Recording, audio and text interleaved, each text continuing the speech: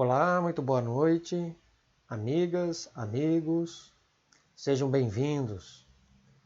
Estamos dando início aqui ao nosso encontro pelo grupo Núcleo Jardim Ferraz, SEAC Bauru, onde sempre às terças-feiras procuramos trazer um tema, uma mensagem que venha esclarecer os nossos pensamentos, consolar nossos corações.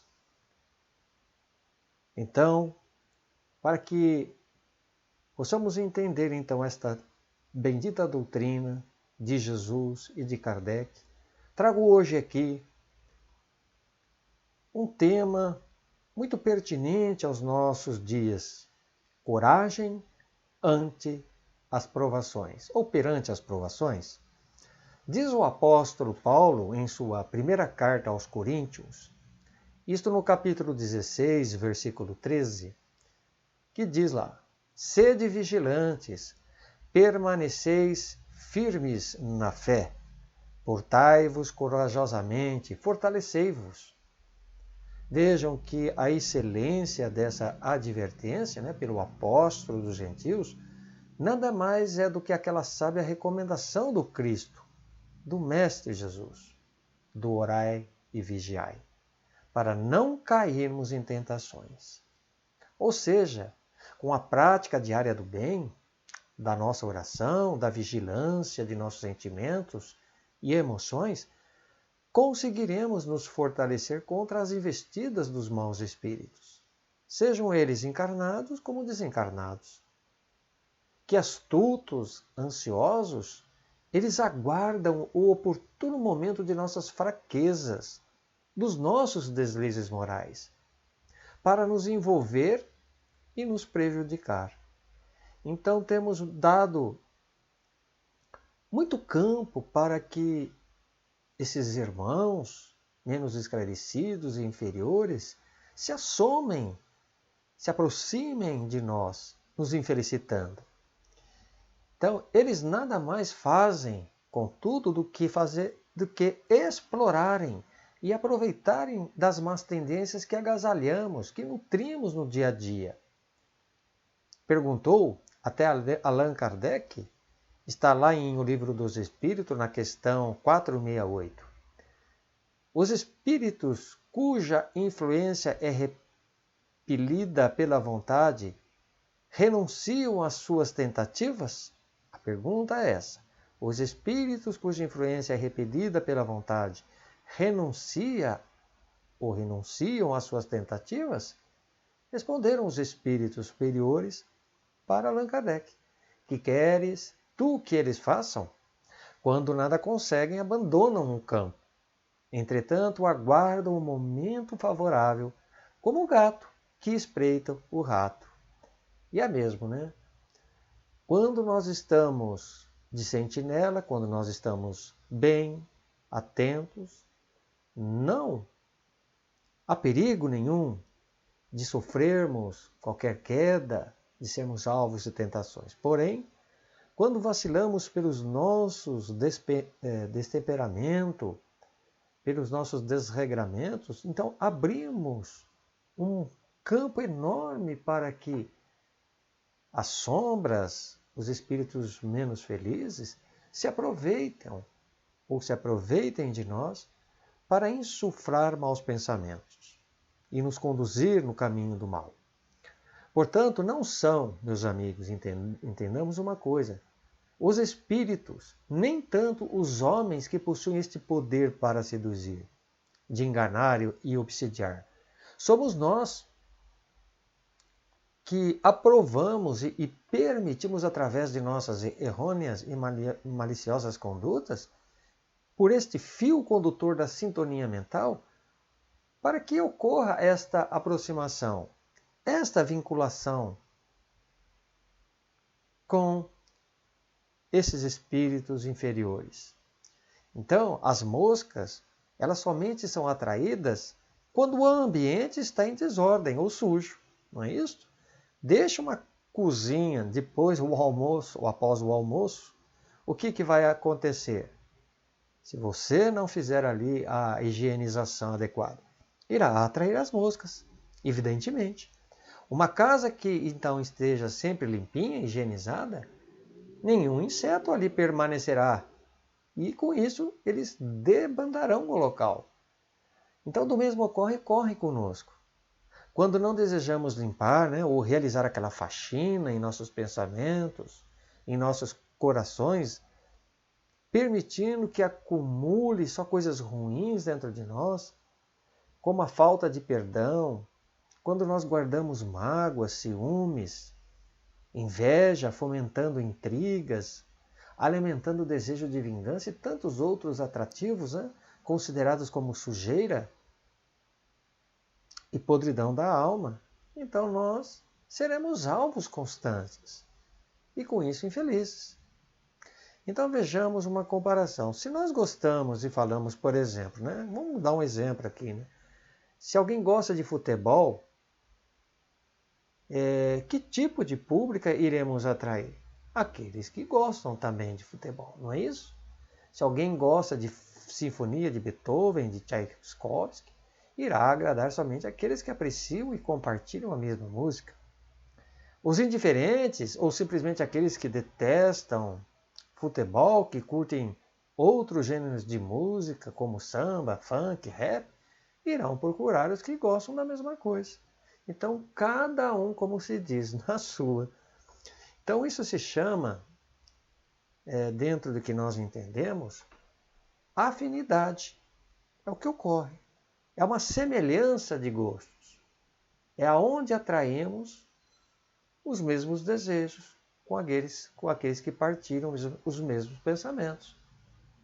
E até mesmo, né, como diz o ditado popular, que querer é poder. Ao colocarmos um propósito firme e perseverante no bem, o desejo ardente de vencermos nossas imperfeições e mazelas, então não cederemos mais espaço a essas inspirações e sugestões maldosas. Contudo, meus amigos, é no recurso imprescindível da oração humilde, sincera, no trabalho nobre de servir ao próximo, desinteressadamente, é que acenderemos em torno de nossos passos a luz da fé e da coragem, dissipando as trevas, portanto, do desespero que nos enxameiam, do desânimo e da descrença que ainda se arvora na alma humana. Aí as pessoas dizem, né, que Deus é culpado de tudo isso, que Deus está nos castigando. Deus não castiga ninguém. Somos nós que nos castigamos pela nossa própria imprevidência, pelo nosso próprio desleixo, incúria. E com isso vamos nos aprisionando neste cativeiros de tantos prazeres sensuais, vícios, excessos, de toda a ordem que o materialismo exerce por meio do seu poderoso fascínio. Porque a matéria, ela, queirando ou não, meus amigos, ela tem uma influência muito forte sobre nós que ainda estamos encarnados. Por isso que precisamos ter uma determinação firme, um propósito ardente de vencermos aquilo que ainda nos aprisiona. Até que cheguemos a um ponto de que o espírito passe a dominar a matéria, e não a matéria domine mais o espírito. E pelo fato, né, do espírito humano ainda priorizar seu demasiado apego aos bens perecíveis e passageiros deste mundo, desprezando, negligenciando os amorosos e sublimes ensinamentos de Jesus, não raro encontramos este ou aquele irmão de caminhada afirmando que sua vida está de cabeça para baixo ou no fundo do poço. Né? As pessoas dizem, minha vida não tem mais jeito. Outros que se declaram sem ânimo para viver, alegando somente encontrar a ingratidão, o desprezo, a indiferença e o desamor das pessoas, a secura, né, de sentimento daqueles que a acompanham, que estão sempre à sua volta. Mas este é o nosso atual panorama. Não temos por onde fugir muito. Estamos num planeta que é escola, que é hospital, que é prisão, Então sabemos que aqui não preside ainda a felicidade completa. Existem sim momentos curtos que possamos gozar, né, desta alegria. Porém, ainda ela não é plena. Então este é o nosso cenário. Este é o nosso cenário, cujo palco é este nosso planeta, este orbe chamado Terra. Mundos de provas e expiações, do qual somos os personagens, contracenando com os adversários e desafetos de ontem.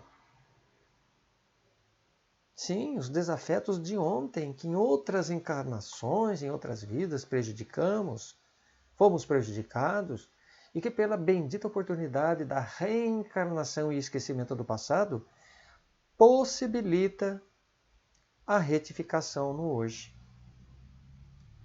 Então é muito importante, é muito lindo tudo isso a gente compreender.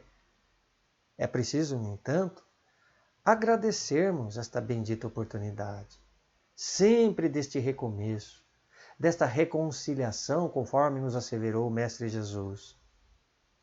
Fazer o bem aos que nos amam e nos estimam é fácil, não é? Porque é prazeroso quando nós retribuímos aquele que nos fazem o bem. Isso é prazeroso. Isto pouco nos custa. Mas quando se trata daqueles que nos aborrecem, nos perseguem, nos caluniam, né, e nos maltratam, é mais difícil compreender e perdoar. Então vejam os obstáculos que nós enfrentamos ao caminho. Então, em princípio, até nos esforçamos, não é? Em sermos mais cordatos, menos temperamentais, mas nós acabamos esbarrando no egoísmo e no orgulho, que são os obstáculos maiores ao ser humano. E desse egoísmo, desse orgulho, meus amigos, é que derivam todos os outros sentimentos ruins. Porque eles são, segundo Kardec diz, as chagas da humanidade. E que vai fazer o quê? Dificultar as provas a que nos vinculamos aqui no mundo. Então, somos muito eficientes, não é? Corajosos, para apontar e querer corrigir os outros, da maneira como cada um encara a sua aprovação. Entretanto, nos acovardamos.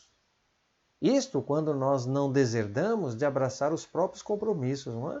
Assumidos antes de reencarnarmos, como provas necessárias ao nosso crescimento moral e iluminação espiritual. Então, o aluno que deseja ingressar numa universidade, ele precisará estudar muito para submeter-se às provas e conseguir boas notas. Isto é uma comparação, um exemplo. O colaborador de uma empresa também, para ele ascender melhores cargos, o que ele deverá fazer? Sofrer as contingências naturais pelas experiências adquiridas. Então não existe dentro da lei de justiça e progresso aquele jeitinho brasileiro, para que nos isente da responsabilidade do trabalho. Pois como os espíritos superiores já nos ensinam, já ensinaram, né, na codificação, em O Livro dos Espíritos, que o trabalho, sendo uma lei natural, é uma necessidade, e a civilização obriga o homem a trabalhar, mais ainda, porque aumenta essas mesmas necessidades e prazeres. Desejamos, sem dúvida, sermos felizes, e natural que assim seja, porque quem não quer ser feliz? Ninguém gosta de sofrer. Usufruir o belo, o conforto de nossas casas é gostoso. Gozar de uma boa saúde, ter um bom emprego, a paz e consciência tranquila. Contudo, meus amigos, quando as duras e ásperas provações nos visitarem, baterem à nossa porta, requisitando o concurso do esforço íntimo e da renúncia, fragilizados e impotentes, ficamos então abalados a ponto de perdermos a nossa fé e a coragem. Então, diante de tudo isso, deixo aqui que cabe a cada um esforço individual. Que ante estas provações como nesta pandemia que nós estamos passando, que já percebemos está sendo tão mais intensa, mas que ela vai com o tempo se acalmando, sabemos que muitos outros flagelos poderão vir, mas que não nos afligemos. Não possamos nos afligir diante disso, mas nos encorajar, porque são lições necessárias, provações, para que possamos nos retificar, como dissemos no caminho. Porque o único norte que devemos seguir é aquele que Jesus nos indicou no seu Santo Evangelho. O amor a Deus, o amor ao próximo, como a si mesmo. Então, para que dentro deste trabalho oneroso que nós estamos vinculados neste planeta, façamos cada um a sua parte, amando a si próprio, para poder ter condição de estender esse amor àqueles que partilham a existência conosco. Então, que Jesus possa, então, dar esta necessária coragem e fortalecimento para que não, ainda que caiamos nas tentações, possamos vacilar, mas que nunca possamos desistir do trabalho e da responsabilidade, cuja disciplina cabe a cada um de nós. Muita paz a todos, que Deus nos abençoe. Fiquem com Deus.